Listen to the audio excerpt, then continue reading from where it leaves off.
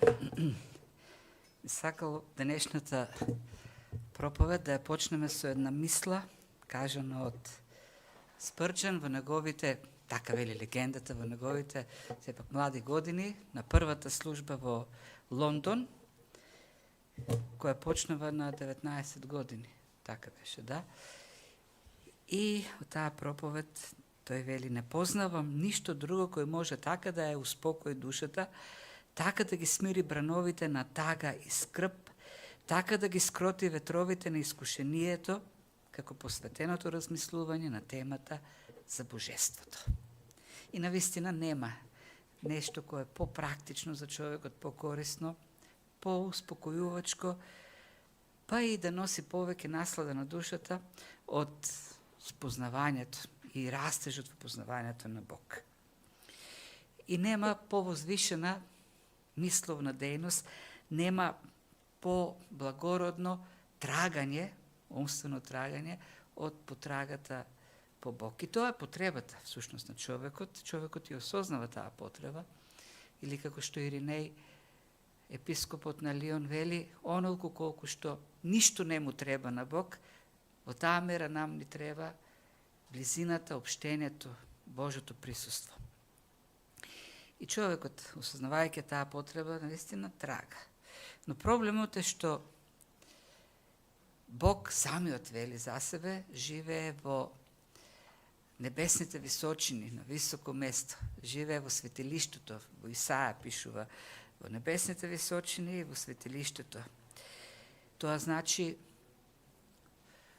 далеку над овој физички свет, во еден друг свет, во една трансцендентност која е недостапна за човекот. И затоа Павле во 1 Тимотеј 3:16 вели дека тој живее во недостапна светлина. И човекот не може да се издигне над својот ограничен ум, на овој ограничен физички свет и да влезе во тоа светилиште, небесно светилиште, во Божјото совршенство. Бидејќи човекот е и ограничен, а е грешен. Дури на земјата, кога имаше светилиште, во пустината и потоа во храмот, човекот не можеше да влезе во својата грешност. И се обидува човекот, се обидува на различни начини, се обидува со техники мистични да продира таму во таа духовна реалност, да го бара Бог. Меѓутоа, фактот е дека Бог е толку трансцендентен што човекот со било какви обиди, мистични или рационални пракси, дејства да достигне дотаму. Тоа е невозможна мисија за човекот. Бог живее во небесните места, живее во светилиштето. Човекот е ограничен и грешен. И добрата вест е што Бог, тој реши да се доближи до човекот. Тој реши да му се открие на човекот. Ако Бог не го направи тоа, невозможно е за човекот да дојде до познавање за Бог. И темата што ја откриваме во продолжението на изучувањето на Евангелието според Јован, тоа е последниот дел од уводот, од прологот, говори за тоа. Говори за откровението, како Бог се откри на човекот. И започнува тој 14 стих, тој е последен дел со зборовите: и Словото стана тело. И од првиот стих, каде што 3 пати се употреба зборот Словото или Логос, ова е место каде што повторно се употреба тој збор. Така да има пауза од 12 стиха. Во следните 12 стиха кои следат после првиот стих, не е употребен зборот Слово, овдека во 14 стих повторно. Зашто Јован се навраќа на првиот стих. Оној кој беше во почетокот, тоест уште кога пред да се создаде се, тој беше, тој суштествуваш, тој вечно суштества. Логосот постои од секогаш, Логосот е во Божјата близина, Логосот е самиот Бог. И потоа дава објаснува дека Логосот или Словото е оној кој што се создаде. преку него стана се и ништо до нас што постана, не постана без него. Или Павле во Колосајаните 1:17 вели дека се постои преку него. Тоест, тој дава живот на се преку него, за него постои се. И мајки го предвид описот, представувањето на Логосот во првите стихови, откровението што го добиваме во 14 стих е некако действа шокирачко, што оној што постои во вечноста, самиот Бог, Синот Божи, кој е во непосредната близина на Отецот, во најнепосредна близина, самиот тој стана создание. Создателот на се ограничи и стана создание. Неограничениот, кој што не е возможно да се ограничи по било каков начин, најде начин да се ограничи, да се открие на човекот. Тоа е почетокот на последниот дел. Словото стана тело. И Јован овдека е доследен на својот игра на зборови во Евангелието и посебно во овој дел. Тоа е својна употреба на двата глагола ерхомај и гиномај. Неколку пати тоа досега го спомнувавме. Секогаш кога говори за создание, за нешто што има почеток на постоење, има некаков генезис од Бог, во сите тие случаи го употребува зборот гиномај, има генеза, почеток на постоење. И тој збор беше употребуван во 3 стих за созданието, се стана преку него. Потоа за Јован Крстител кој дојде, повторно зборот гиномај, што имат почеток овдека, додека во сите случаи за Логосот беше користен или формата ен, што значи беше, суштествуваше, или ерхомај, доаѓа на некој кој што постои. А овдека, како исклучок, за прв пат за Логосот, употребува зборот гиномај. Стана тело. Почна да суштествува како почеток на постоење. Или оној што нема почеток, добе почеток. Оној од кого што се почнува, добе почеток во тело, во човечко тело. Секако, тоа не значи дека тој добе почеток како божествено битие тој суштествува од секогаш, меѓутоа доби почеток овдека како во човечко тело, не можем да кажеме човечко битие, богочовечко битие тука на земјата. Тоест, Логосот кој живее во божествената суштина, во божествената природа, додаде на својата природа човечка природа. И тоа пак во рамките на неговиот план да го открие Бог пред човекот и да донесе на тој начин спасение за човекот. И ќе видиме во продолжение, тој ќе игра многу со старозаветни категории, елинистички категории, за да ја покаже суштината на неговото воплотување. Целта на воплотувањето кој треба да донесе богопознание и спасение на грешниот човек. И кога велиме дека стана тело, Словото, Логосот, стана плод, човечко тело, во тоа човечко тело, всушност, Исус Христос не беше супермен. Тоа човечкото тело не е човечко тело како на супермен, некакво супериорно човечко тело. Супермен, знаете, неговата природа човечка не е како на другите луѓе. Тој доаѓа од Крипто ли беше планетата, кај што земината тежа ли беше поголема, действуваше? Сонцето, добро, ама тамо нешто со земината тежа, овдека не му действа толку силно, тој може да лета и е посилен. Не знам сега точно како беше, но телото на Христ, човечкото тело, во се беше како човечкото тело на секој еден од нас. Тоа беше посилно, не беше поспецифично. Во се исто како нашето. Да, Исус Христос правеше чуда, но бидејќи во Христос Сушност суштествува личноста на Логосот, божествената личност на Логосот, семокната личност на Логосот. Таа личност на Логосот суштествуваше и во божествената семокна природа, и во таа ограничена човечка природа. И сите божествени дејства, мокни божествени дејства, ги вршеше таа божествена личност на Логосот преку божествената природа, која на себе ја додаде и човечката природа. И тоа е важно, бидејќи Христос, Логосот, во се требаше да стане како нас, освен во гревот, за да донесе избавување на човекот. И тоа соединување на двете природи, и тоа имаме соединување кое е по суштина, не по благодат, реално соединување на природи, не значише промена ниту на едната. Божествената природа не може да се смени. Таа си е вечна, непроменлива. Но и човечката природа во тоа соединување не се смени во никаков поглед. Таа си остана целосно човечка природа, за да на крстот се изврши спасението, откупното дело за човекот. Во тоа соединување, поради безкрајната божествена природа, човечката природа не поприми ништо од таа божество. Се остана целосно човечка природа. Или ако сакаме така појасно, многу јасно, тоа го дефинира халкедонското вероисповедание од 451 година, во кој што се вклучени некои зборови, кои сигурно се многу јасни.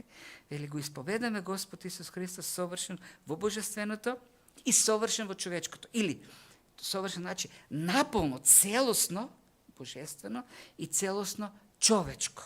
Во се човечко, наполно, во полнота човечко. Вистински Бог и вистински човек. Со разумна душа и тело, тоест, ова е еден додаток, еден заклучок од вториот собор, од Цариград, е донесен, бидејќи се појавува еден пресвитер Аполинарий, кој вели дека Логосот, кога земе човечка природа, човечко тело, кога стана човек, и не зеде на себе разумна душа, не зеде разум, бидејќи, или рацио, бидејќи разумот е оној елемент во човечката личност кој води кон грев. И така, ако Христос, ако Логосот го земеше на себе разумот на човекот, тој ќе беше искушуван да оди кон грев, и заклучокот на Цергатскиот собор е дека Христос зеде разум на човечка душа, да биде разумот исто така откупен, искупен, спасен. Се што не е земено од човечката личност не е спасено. Се требаше да земе. И затоа тоа е додаток на од Цариградскиот собор, исто суштински, или во својата божествена природа целосно е истата суштина како Отецот, божественост, и во човекот иста човечка природа како човекот. Во се иска како нас, освен во гревот, роден пред векови од Отецот, а во последните дни, заради нас е нашето спасение, роден од Марија, и тука продолжува Богородица, која не е неправилно. Секако кога велиме Богородица, не кажуваме дека таа го роди Бог, но роденото од неа е и Бог и човек, зашто во Богомладенецот Исус Христос суштествува божествената личност на Логосот. И понатаму продолжува Син, Господ единороден, препознаен во две природи. Сега, какво е соединувањето на тие две природи? Не слеано.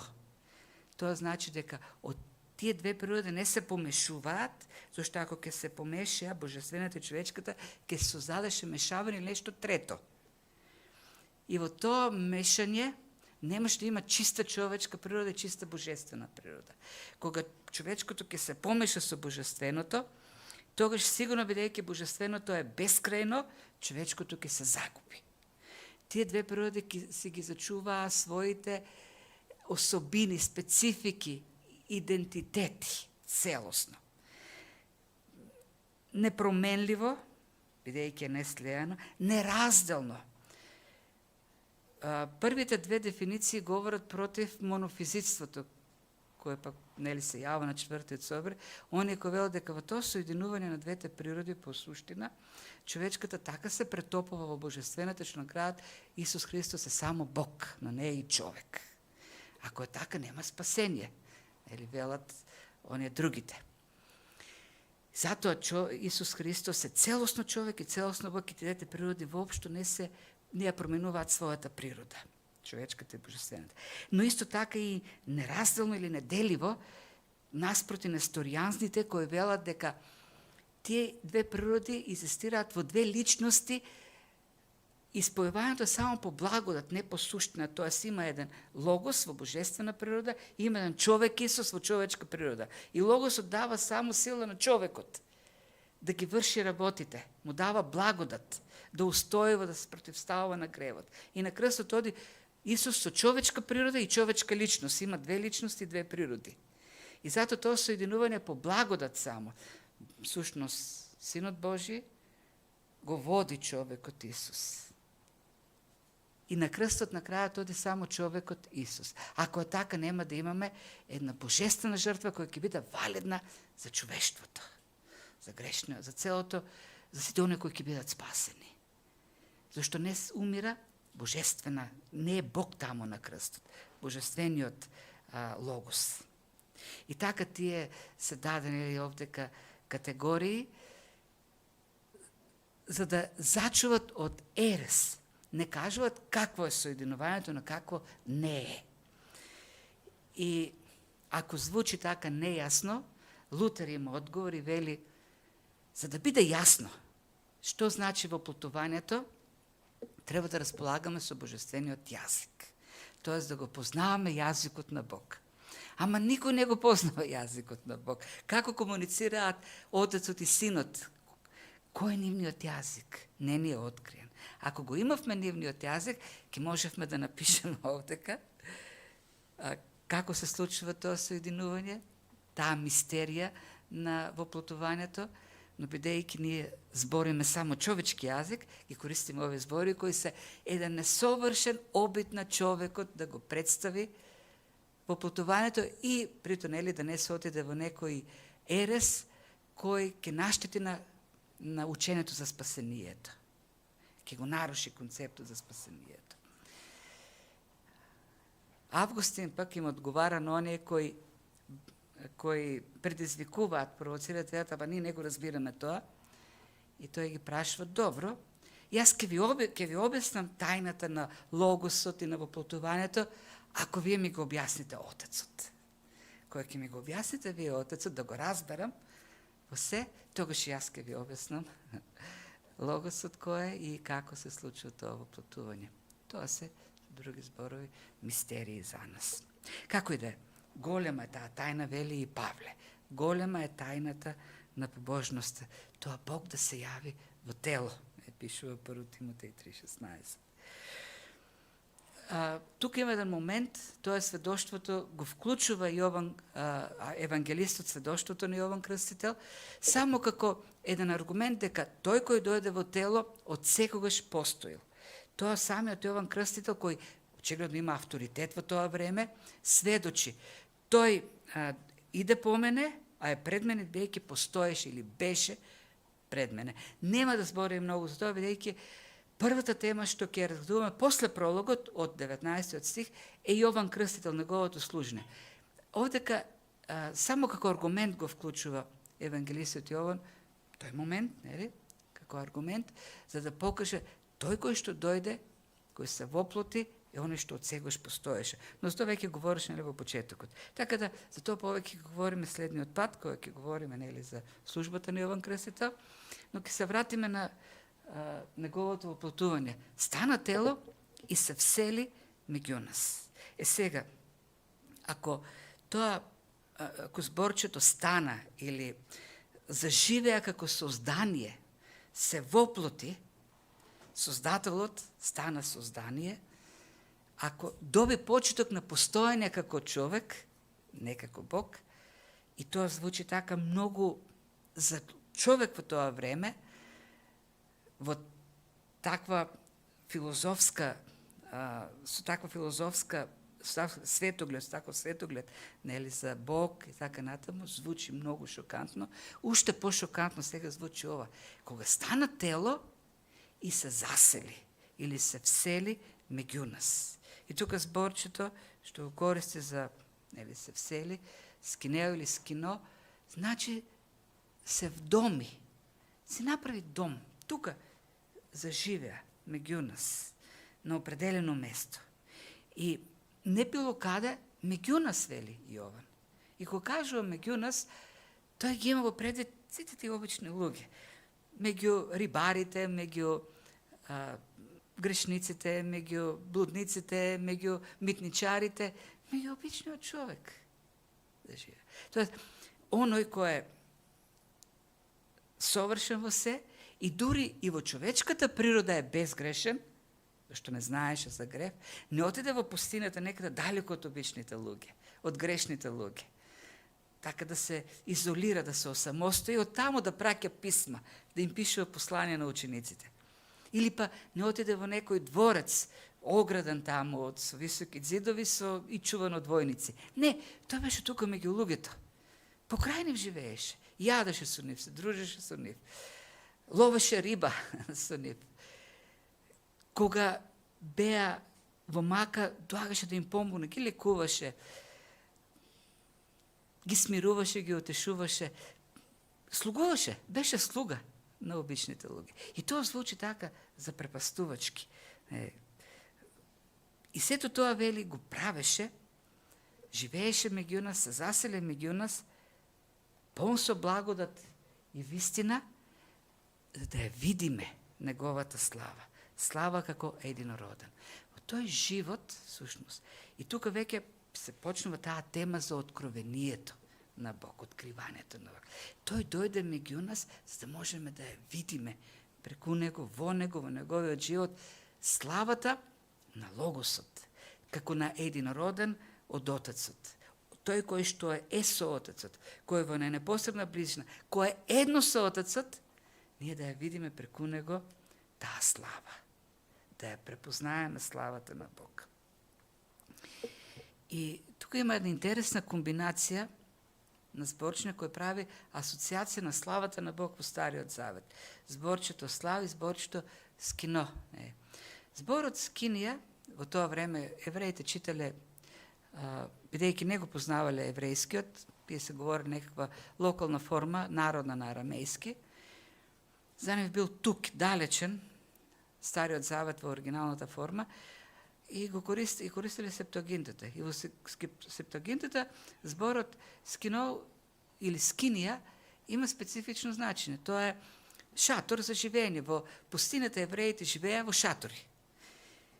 И оригиналното значење, етимологијата на зборот скинија е шатор, а скино или вдомување, всушност значи вшаторување. Ајде да се, кога ќе каже се вдомиме, да влеземе некаде во шатор, да си направиме шатор, да заживееме во шатор.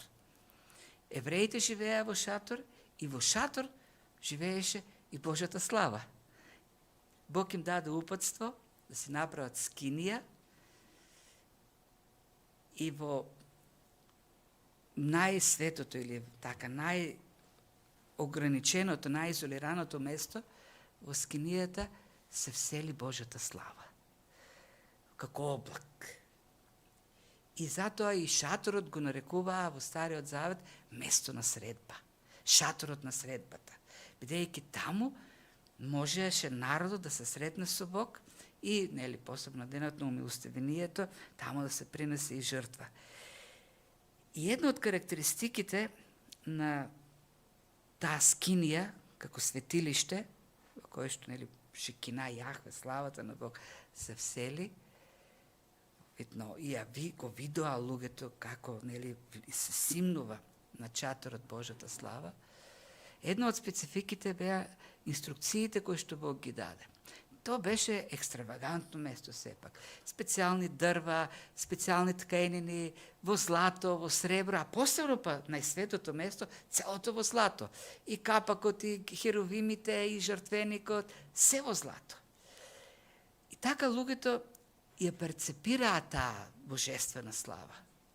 преку сите тие скапи, највредни работи со кои изграден е овој шаторот.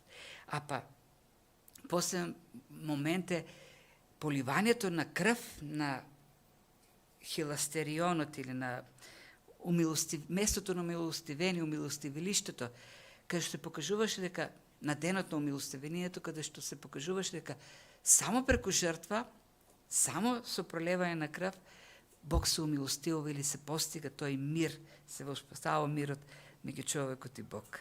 И сето тоа беше една слика за воплотувањето на Христос, доаѓањето на Логосот во плот.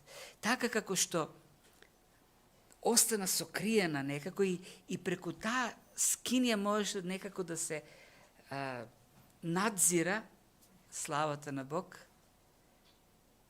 Овдека сега доаѓа славата во едно човечко тело. Таа слава сепак остана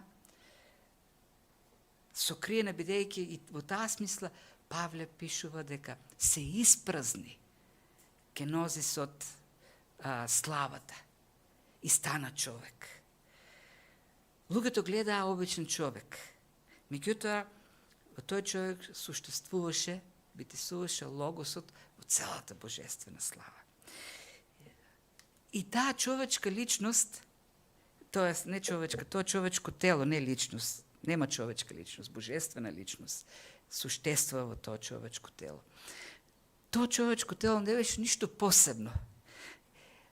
Имаше една сестра пред многу години, таа често знаеше да каже: јас сум убедена дека најубавиот човек кој живеел на земјата бил Христос. Тој бил најубав во секој поглед.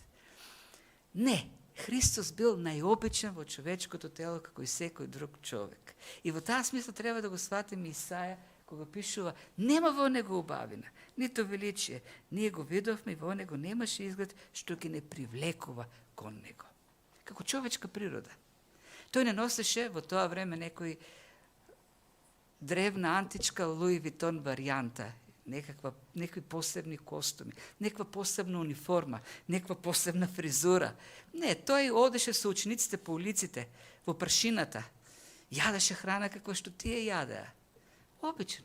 Да, секако тука некој ќе каже, ама Исаја мисли на распнувањето и на изгледот што го имаше Христос во моментот кога беше мачен. Не, ова е опис за воплотувањето. Христос дојде како обичен човек. И сепак, во тој обичен човек, како говориме како природа, човеч, како изглед, Јован вели: ја видовме славата. Многу добро ние ја видовме славата на Логосот, славата на Бог. И покрај обичната или невпечатлива човечка природа. И Јован вели: ние го видовме. Не јас, не тоа мој впечаток, не тоа мојо вообразување. Сите ние го видовме. И вклучува останатите. И понатамо кога пишува, го пишува првото послание во првите зборови, тој вели: ви говориме за словото на живот, нели, за оној кој што можевме сите ние да го гледаме, да го допираме, да се подпираме на неговите гради, да го слушаме, да го гледаме. Не, ние ја видовме неговата слава. Да, Јован беше еден од тројцата, заедно со Петар и Јаков, кој го видоа Христос на планината на преобразувањето. И тамо како да се отвори најсветото место, светилиштето, бидејќи се покажа Христос во својата небесна слава. Лицето почна да му свети како сонце, да му сјаат, да му блескат облеките. И навистина тоа е манифестација, едно теофанија во кој се виде славата на Бог. Меѓутоа, верувајте, кога Јован говори дека ја видоа славата на единородниот во таа човечка природа, тој не мисли на тој момент на планината на преобразанието. Зашто самиот тој него не вклучува тој момент во неговото евангелие. Кога тој пишува дека ја го виделе, тој во неговото дејство, во неговиот живот, во неговото говорење, во нештото што ги правеше, ни видовме дека тоа е единородниот. Разбравме дека е единородниот. Зашто целиот негов живот, сите негови зборови, целата негова служба, начинот на кој што ги правеше работите, знаците што ги правеше. На крајот на Евангелието и многу други знаци и чуда направи. Зошто сето тоа е запишено? За да поверуваат дека тоа е Христос, дека тоа и да имат живот вечен во Него. Преку Неговите знаци и чуда, кои се изборови и проповеди и дејства, живење. Видовме дека тоа е единородниот. Славата видовме како на единородниот. И тука зборот моногенез, единород, не значи пак генеза или почеток на постоење. Тој го зима тој термин пак од Септуагинтата, каде што единородниот има посебен правен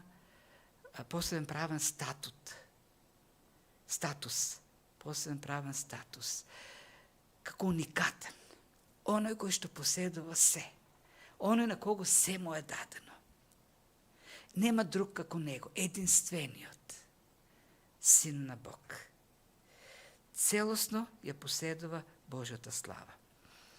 И тој Христос, тој Исус, кој се роди, кој дојде на Јордан, кој ги повика учениците, ние во неговиот живот, во неговата служба ја видовме таа слава на единородниот, зашто тој е единородниот. И вели, полн со благодат и вистина. Таа слава, кога ја гледаме во него, всушност ние гледаме благодат и вистина. Таа слава открива благодат и вистина. И тие термини овдека откриваат Божи карактеристики. И сцени од Стариот Завет. Сеќавате кога Мојсей побара од Бог на планината на Синај, побара да му се открие, да му се покаже, да го види лицето на Бог. Бог му рече, никој не може да го види лицето на Бог. Но ти сокри се тамо во карпите и јас ќе поминам. И кога ќе поминам, ти ќе видиш мојата слава. И биде нешто во облак. И зборовите на Мојсей беа извика тој во Излез 34:6, додека кога ја гледаше како одминува или залезот, тој само залезот го виде на Божјата слава. Рече, Господ, Господ, Бог човеколюбив и милостив, долготрпелив и верен. Да. Во Излез 34:6. Сите овие зборови говорат за благодат. Кога ја виде славата на Бог, извика Мојсей. Тој е човеколюбив, милостив, долготрпелив, многу милостив и верен. Добрина и верност. Суштината на Божјата слава. Тоа открија учениците кога го гледаа Исус во неговата слава. Полн со благодат и вистина, ќе додадеме. Кога говореше Христос, кога проповедаше, кога исцелуваше, кога плачеше над Ерусалим, дури и кога осуда произнесуваше и во таквите моменти, и кога произнесуваше осуда, тој тоа го правеше пак со сочувство, со солзи. Ја видовме неговата слава, полна со благодат и вистина. Не само благодат, туку и вистина. Знаете, Исус е уникатен. Уникатен е, бидејќи нема друг како Христос, тој е Богочовек и нема друг таков. Меѓутоа, тоа е совршената комбинација на благодат и вистина. Благодат како некој кој што е кон луѓето трпелив, помага, сочувствува, простува, но во исто време ја кажува вистината. Не ја премолчува. Ние во нашата ограниченост имаме проблем. Ние можеме кон нашите, што се покрај нас, со нешто ги сакаме, најблиските, да покажуваме благодат, простување, меѓутоа тешко ни е и да бидеме објективни. Дури не можеме да ги забележуваме честопати недостатоците и пропустите, па дури и проблемите што се прават. Подсвесно ги зацкриваме, за да бидеме кон нив наклонети, благонаклонети. Кон другите пак, кон они што се подалеку, тешко ни е да бидеме полни со благодат, туку сме повеќе објективни, така, во таа смисла, што веднаш забележуваме што не е добро, кој е недостатокот, и често пати кога укажуваме на тие работи, ни недостига благодатта. Тоа да го направиме со емпатија, со сочувство. Христос беше во тој поглед совршен. Во покажување на благодатта, кога му донесоа жена фатена во прелюба, што направи Христос? Не ја осуди, но ја исправи пред гревот и рече, оди си и не греши повеќе. Не те осудија, и јас не те осудувам, но ти направи грев, оди и не греши повеќе. Дури кога осудуваш, кога го фрли осуда или пророштво за Ерусалим, плачеше над Ерусалим. И неговата благодат и вистина, интересно е, во продолжение на текстот, каде што Мојсија говори за Божјото трпение и човеколюбие и долго трпение, во продолжение говори Бог и тој говори за неговата човеколюбивост и трпение и благодат и вели за оние кои се спасуваат и за оние кои погинуваат. Интересна работа. Таа благодат и вистина која Христос ги откриваше, таа слава која се откриваше во благодат и вистина, привлекуваше луѓе како митничари, даночници, грешници, ама во исто време отворуваше луѓе како што беа фарисеите, како што беа садукеите. И сепак и кон нив Христос плачеше, бидејќи полн со благодат и вистина. Луѓето денес многу сакаат отворени луѓе, транспарентни велат, тоа е современиот термин, транспарентен. Да нема во него луковство, кога е полн со благодат, на вистината е полн со благодат, ама кога говори вистината, тоа да го прави пак со благодат и пак без да има лицемерие во него. Да нема скриени мотиви кога некога ќе го изобличи. Да не го направи тоа за да го смачка другиот, а тој да се издигне. И луѓето од сегош барале такви. Диоген дури со фенер, нели, барал како филозоф да го најде човекот. Ма барал на погрешно место и во погрешно време. Христос е таа комбинација, полн со благодат и вистина. И кога Јован пише, го гледавме тоа, дека е полн со благодат и вистина, ние гледавме славата на Бог. Како единствен и уникатен. И од неговата полнота продолжува, и за пак да се врати на благодата и вистината. И од неговата полнота, или плерома е тука зборот, ние сите примевме благодат врз благодат.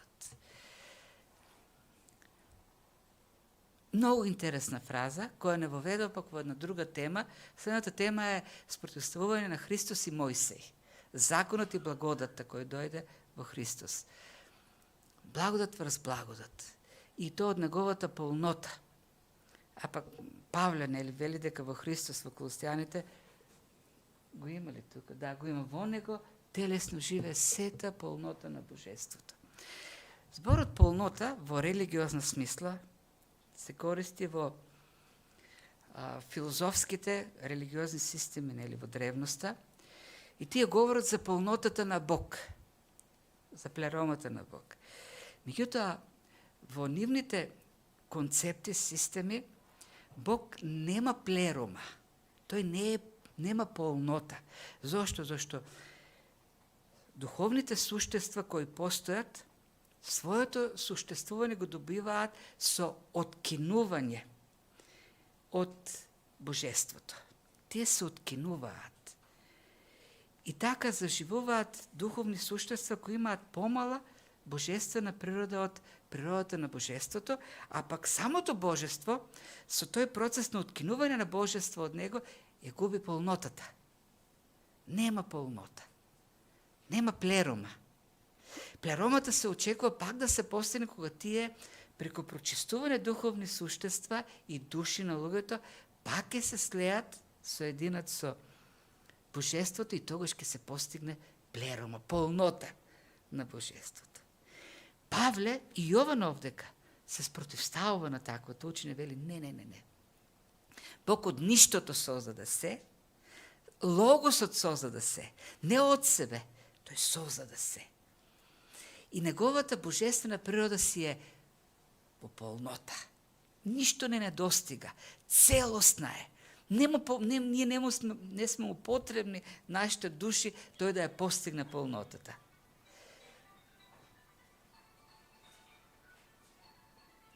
Од неговата совршена божествена природа, од неговото совршенство, кое е неисцрпно, кое е бескрајен извор, непотрошен, и оттаму доаѓа благодата. Не се троши. И кога доаѓа благодат од неговата полнота, таа не се намалува полнотата. Веќе тој е неисцрпен, бескрајен. И од такво битие доаѓа благодата. И зато таа може да доаѓа постојано благодат врз благодат. И тука користи збор харис, антихарис. Зборот анти значи едно што се спротивстава на друго. Тоест, доаѓа една благодат и веднаш доаѓа друга благодат. И веднаш доаѓа повторно благодат. Повторно во созданието. Како, зашто созданието, како што земјата не може да живее без вода и се она што е на земјата, нели? Треба постојано да дотораш вода. Оставија земјата без вода, во што ќе се претвори? Во пустина. Кај нас, веќе повеќе од еден месец нема заврнато дош во дворот и краси постојано дотура вода, за да продолжи да живее таа трева и тие цвеќини и се што имаме таму посадено. Зашто ако престанеме, се ќе стане суво. Без живот. Вели, од неговата полнота, ова создание постојано, секој момент добива благодат. И ние сме овдека пак и ова утро, зашто тој ни дал благодат. Да станаме и да бидеме овдека. И пеевме, и го славиме, зашто ни даде благодат да пееме и да го славиме. И секој човечко битие продолжува да живее и работи и се движи, и тие што скокаат таму и се подигруваа со Бог во Париз, може да скокат зашто Бог им дава сила да скокат и да пеат. Тој дава постојано благодат. Благодат врз благодат. Благодат по благодат. И тоа е значењето овдека. Во неговата полнота, во бескрајна природа, има неизмерна благодат за ова создание. И ова создание, затоа вели Павле, преку него се суштествува. Тој дава таа благодат за да суштествува се. Ако запре, во моментот кога ќе запре таа благодат да излегува од него, се престанува да суштествува. Благодат за живот. Сеќавате, во првиот дел беа категориите светлина и кој беше другата? Светлина како вистина и живот. Светлина и живот. Да, светлина и светлината, светлина и живот. Овдека се категориите благодат и вистина. Благодат како живот. И вистина како, нели, она светлина која дојде во темнината, во светот. Одат заедно. Каде што има светлина, таму има вистина. Каде што има благодат, има живот. Без благодат нема живот. И понатаму ќе видиме, без благодат нема спасение. Неисцрпна. И продолжува пак, нели, давајќи слика од Стариот Завет, вели, зашто законот, и тука прави врска меѓу претходното и овдека. Зошто е тоа? Зошто тоа има полнота и од него доаѓа благодат врз благодат? Зашто во Стариот Завет преку Мојсей дојде законот, или законот беше даден преку Мојсей, а благодата и вистината произлегоа од Исус Христос. И сега веќе ни говори прв пат за Исус Христос. Многу јасно. Тоа е Исус Христос. И мислам дека овдека за прв пат се спомнува зборот Исус од целиот текст досега. Не сум сигурна, мислам дека е така. Цelo време говореше или за светлина, или за логос, или за вистина, единороден син. И овде кога ни говори веќе, тој е тој, Исус Христос. Преку него, од него произлегува благодата и вистината. И која е идејата овде? И тука отвора темата за спасението, веќе конкретно, која ќе ја разработува понатаму. Гледате, уводот ги содржи сите теми од Евангелието и овде кај темата за спасението. Што дојде преку Мојсе? Законот го даде. Што прави законот? Да, законот содржи вистина. Законот е вистина. Но што открива законот? Да, и открива вистината за Бог. Колку Бог, и открива славата на Бог. Колку Бог е славен. Колку Бог е величествен. Колку е висок стандардот на Бог. Колку е грешен човекот. И колку е невозможно за човекот да дојде до Бог, да го исполни тој стандард. Законот открива вистина, ама законот не спасува. Законот осудува. Законот го става целото човештво под суд. Го затвора, во смрт. Тоа е законот. И затоа дојде Христос, затоа се воплоти Логосот, за да донесе благодат. За да донесе познание за Бог кој ќе биде спасение. Дојде Синот за да донесе спасение, да умре на крстот, по благодат да ги спаси луѓето. Зашто законот тоа не може да го направи. А може да го направи тоа Христос, зашто е единородниот, зашто има славата на Бог и зашто во него е полнотата, од која извира благодат, во изобилство, непрекинато, за спасение на човекот. Законот ни кажува што да правиме, но не дава способност. Законот не дава живот. Законот осудува на смрт. Од законот произлегува смрт. Од благодата произлегува живот. И на крајот заклучокот, како едно објаснување на првиот стих, ако првиот стих ги гледавме зборовите Бог, Логос и така натаму, веќе последниот стих од прологот јасно говори за Отецот, јасно говори за Синот. Во првиот стих имаше два пати збор Теос, еднаш членувано и еднаш нечленувано. Членуваната форма беше за Отецот, нечленуваната за Логосот, како Бог. Овдека веќе ги гледаме јасно тие две лица. Отецот и Синот. Бог никој никогаш не го видел. Единородниот Син, кој е во крилото на Отецот. Гледате, сега говори за Бог. И кога во рамките на Бог, како заедничка категорија ги вклучува Синот и Отецот. Тој го објави. И тука интересни пак зборчиња користи. Синот, или Логосот, како што пише во првиот стих, го објави и тука е потребен интересен збор екзегеомај. Оној збор што ние го користиме за екзегеза. И зборот значи да се јасно да се представи нешто. Јасно да се објасни, разбирливо да стане нешто. И тоа е заклучокот на прологот. Христос е Божиот екзегет. Тоест, Христос дојде да ни го даде јасно, да ни го представи Бог или Отецот. Зборот, екзегезата, знаеме, значи, преку примена тие принципи, да стигнеш до јасното значење на текстот. Тоа е целта при изучување на Светото писмо.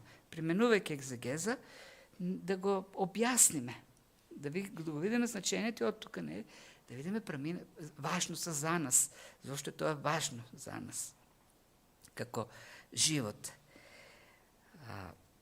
И овој исти збор го користи за Христос, дека тој дојде, тој се воплоти да ни даде јасна представа за Бог.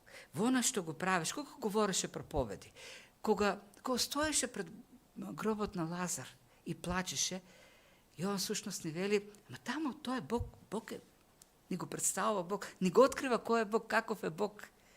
Кога лекуваше, каков е Бог. Кога, во параболата стрчнува кон блудниот син, тука е, ликот представен на Бог. Се што правеше Христос, се што говореше, беше објава на Божото срце. И тоа е најдобрата објава, зошто? Зашто е во најнепосредната близина до Отецот, во крилото на Отецот или во скутот на Отецот. И тука сликата што ја користи Јован пак е многу јасна, специфична за времето, за древноста. Во тоа време било пракса или правило во домот, во еврејскиот дом, таткото да ги воспитува и образува своите синови, а мајката ќерките. И што правеле татковци? Тоа било должност на таткото. Кога веќе ќе стане 3 години, да го земе во скутот, да му земе главата во наградите и да почне да му го објаснува Словото. И не само Словото, тука и се оно што е важно за животот. Да го воспитува. И така мислите, животот му ги пренесува на својот син. И така треба да биде и денес, да си ги земе таткото синовите, да си ги стави во скут и да си ги образува во Словото, да ги воспитува. Тоа е одговорност на таткото, не само синовите и ќерките секако. И мајката треба тоа да го прави. Така вели Калвин во институтите, во 5-тиот дел за образование, така мајката има важна улога во... Дури мајката повеќе ја спомнува дека таа треба да ги образува децата. Како и да е. Сликата е многу позната. Синот во крилото на таткото ги разбира, ги совладува, ги усвојува мислите. Карактерот се од својот татко. И идејата овдека на Јован е да ја представи таа близина и да ни каже мислите на Отецот се мислите на Синот. Карактерот на Отецот е карактерот на Синот. Волјата на Отецот е волјата на Синот. Се што е Отецот е и Синот. И затоа Синот совршено го објавува Отецот. Да, во Стариот Завет има објави на Бог, меѓутоа не такви какви што беа во Синот. Мојсей, да, тој можеше да ја види славата, но само како залез од грб. Јован вели, ние го видовме, ја видовме славата како на единородниот. Има секако тоа познание во мерата пак во која ние како човечки бите можеме да имаме познание на Бог. Ограничено. И тука користи една друга, пак зборот екзегеомај или екзегеза, и Јован ја зима од тој во тоа време, или свет, религиозна филозофија, светоглед. Во тоа време имало магози,